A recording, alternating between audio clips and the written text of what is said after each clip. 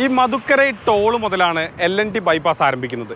ഇപ്പോൾ കുപ്രസിദ്ധി ആർജിക്കുന്ന ഒരു റോഡ് കൂടിയാണിത്. കാരണം രാത്രി കാലങ്ങളിൽ നിരന്തരമായി ഹൈവേ യാത്രക്കാർ ആക്രമിക്കപ്പെടുന്ന ഒരു റോഡ് കൂടിയാണ്.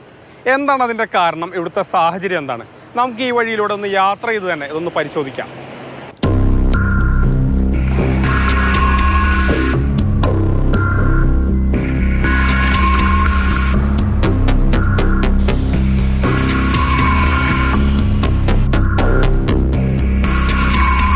LNT ബൈപ്പാസിൽ കണ്ടില്ലേ, എവിടെയും സ്ട്രീറ്റ് ലൈറ്റ് ഒന്നുമില്ല. ആകെ ഒരു വിജനമായ സ്ഥലമാണ്. കണ്ടോ, അറ്റം വരെ എവിടെയും സ്ട്രീറ്റ് ലൈറ്റ് ഇല്ല. ഇടയ്ക്ക് ഇങ്ങനെ കുറച്ച് വണ്ടികൾ ഇങ്ങനെ പാസ് ചെയ്യുന്നത്, ചില ജംഗ്ഷനുകളിലൊക്കെ കുറച്ച് വണ്ടികളുള്ളതല്ലാതെ വേറെ എവിടെയും വലിയ വണ്ടിയൊന്നുമില്ല. അറ്റം വരെ കണ്ടോ ഇങ്ങനെ സ്ട്രീറ്റ് ലൈറ്റ് ഇല്ലാണ്ട് ഒറ്റപ്പെട്ട് കിടക്കുകയാണ്. ഈ സാഹചര്യം മുതലെടുത്താണ് ഈ റോബറി സംഘങ്ങൾ ഇവിടെ വരുന്നതും ആളുകളെ ആക്രമിക്കുന്നതും വാഹനങ്ങളും മറ്റുമൊക്കെ കൊള്ളടിക്കുന്നതും. ഇങ്ങനെ ഏകദേശം ഒരു 25 കിലോമീറ്ററോളം വരും കേട്ടോ ഈ റോഡ്. ഇവിടുത്തെ ഒരു പ്രധാന പ്രശ്നമെന്ന് ഇവിടുത്തെ നാട്ടുകാർ പലരും പറയുന്നത് ഇവിടെ പെട്രോളിംഗ് ഇല്ല എന്നുള്ളതാണ്. ഏകദേശം 25 കിലോമീറ്റർ ഉണ്ടല്ലോ ഈ റോഡ്. നമ്മളിപ്പോൾ ഇത്ര നേരം കടന്നു വന്നിട്ട് എവിടെയും നമ്മളൊരു പോലീസ് പെട്രോളിങ്ങോ അല്ലെങ്കിൽ ഏതെങ്കിലും സുരക്ഷിതമായ സ്ഥലങ്ങളോ ഒന്നും കാണുന്നില്ല. അപ്പോൾ നമുക്ക് ഇതിനിടയിൽ പെട്ടുപോയി കഴിഞ്ഞാൽ വാഹനം ഏതെങ്കിലും, ഇപ്പോൾ റോബറി തന്നെ ആവണമെന്നില്ല, വാഹനം ഏതെങ്കിലും രീതിയിൽ കേടുവന്നാലൊന്നും നമുക്കൊരു രക്ഷയ്ക്ക് ഒരാളുണ്ടാവില്ല. കാരണം മിക്കവാറും ദൂരയാത്രക്കാരാണ്, ലോറിക്കാരാണ്. അപ്പോൾ നമുക്കൊരു പക്ഷേ ഏതെങ്കിലും സാഹചര്യത്തിൽ വണ്ടി കേടായാൽ പോലും ഇവിടുന്ന് രക്ഷപ്പെടാൻ ഈ സ്ഥലം പരിചയമില്ലാത്ത ഒരാളാണെങ്കിൽ അത്ര എളുപ്പമാവില്ല. ഇരുട്ടത്തൊക്കെ ആണെങ്കിൽ ചിലപ്പോൾ നമ്മൾ പെട്ടു. ഇപ്പോൾ നമ്മുടെ ഈ ഒരു സാഹചര്യത്തിൽ ബാംഗ്ലൂരൊക്കെ ഒരുപാട് പേര് മലയാളികൾ ജോലി ചെയ്യുന്നുണ്ട്. അപ്പോൾ അവർ ഈ ജോലിയൊക്കെ കഴിഞ്ഞ് മിക്കവാറും രാത്രി കാലങ്ങളിലായിരിക്കും ഈ വഴിയിലൂടെയൊക്കെ പോവുക. അപ്പോൾ സുരക്ഷിത യാത്ര എന്ന് പറയുന്ന ഓരോ പൗരൻ്റെ അവകാശം. ആ അവകാശമൊന്നും, അതിനുവേണ്ടിയുള്ള ഒരു ശ്രമം പോലും ഈ ഒരു ബൈപ്പാസിലില്ല. മാത്രമല്ല, ഇപ്പോൾ നമ്മളിപ്പോൾ ഓടിക്കുന്നതിൻ്റെ ഇടയിലൊന്ന് ഉറക്കം വന്നു, സൈഡിലൊന്ന് നിർത്തി ഉറങ്ങാമെന്ന് വെച്ചാൽ മനസമാധാനത്തോടെ ഉറങ്ങാൻ പറ്റില്ല.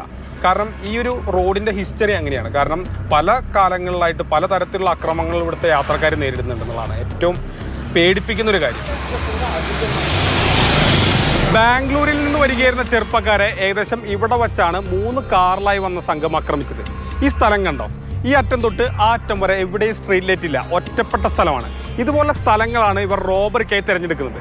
ഇങ്ങനെ ചെയ്യുമ്പോൾ നമ്മളിവിടെ വെച്ച് അലറി വിളിക്കുക എന്നിരിക്കാം, കേട്ട് ഓടി വരാൻ ആരുമില്ല, പ്രദേശവാസികൾ ആരുമില്ല. ഇടയ്ക്ക് ഇങ്ങനെ ഓരോ വണ്ടികൾ പോകുന്നുണ്ടാവും. പക്ഷേ ഈ വണ്ടികളിൽ പോകുന്നവർ ഭൂരിപക്ഷവും ദീർഘദൂര യാത്രക്കാരാണ്. അവർക്ക് ഇങ്ങനെയുള്ളൊരു പ്രശ്നത്തിലൊക്കെ ഇടപെടാൻ സ്വാഭാവികമായും ഭയമുണ്ടാവും. കാരണം ഇത് അവരുടെ നാടല്ല. ഇത്തരത്തിലുള്ള അവസരങ്ങളാണ് ഈ സംഘങ്ങൾ ഉപയോഗിക്കുന്നത്. ഇതിപ്പോൾ കുഴൽപ്പണമാണെന്ന് കരുതിയാണ് ഇവർ ആക്രമിച്ചത്.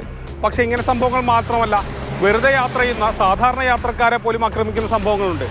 ഇവിടുത്തെ ഒരു പ്രദേശവാസി പറഞ്ഞത് കാറിൻ്റെ ചില്ലിലേക്ക് മുട്ട എറിഞ്ഞ് വാഹനം നിർത്തിപ്പിച്ചു വരെ ഇവിടെ റോബറികൾ ഉണ്ടാകാറുണ്ടെന്നാണ്. இந்த ரோட்டில் ரயில்வே பெட்டை அதிகமாக இல்லை, கம்மியாக தான் இருக்குது. ஆனால் இந்த முட்டை அடித்து பண்ணுறதெல்லாம் பண்ணுறாங்க.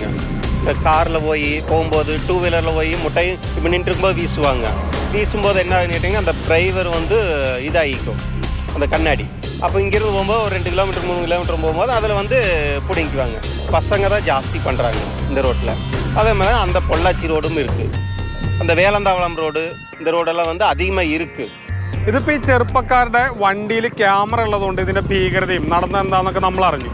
നമ്മളറിയാതെ എത്രയോ സംഭവങ്ങൾ ഈ വഴിയിൽ ഉണ്ടാകുന്നുണ്ട്. അവർക്കൊക്കെ ശാശ്വതമായ പരിഹാരം വേണ്ടേ? അതിനിവിടുത്തെ പെട്രോളിംഗ് കൂട്ടാതെ, പോലീസ് പെട്രോളിംഗ് കൂട്ടാതെ മറ്റു മാർഗ്ഗങ്ങളൊന്നുമില്ല. LNT ബൈപ്പാസിൽ മാത്രമല്ല കേട്ടോ, അവിടുന്ന് ഒരു 30 കിലോമീറ്റർ കേരളത്തിലേക്ക് വന്നാൽ കസബ, വാളയാർ, നരകംപള്ളി ഈ ഭാഗങ്ങളിലൊക്കെ ഇങ്ങനെയുള്ള ഹൈവേ റോബറികൾ ഞാൻ തന്നെ റിപ്പോർട്ട് ചെയ്തിട്ടുണ്ട്. ഇതൊക്കെ കാണുമ്പോൾ പറയാനുള്ളത്, ഈ രാത്രി യാത്ര ഈ റൂട്ടിലൂടെ അത്ര സേഫ് അല്ല. മൽഘോഷിനും മനോജിനുമൊപ്പം ഗോകുൽ VS, മാതൃഭൂമി ന്യൂസ്, പാലക്കാട്.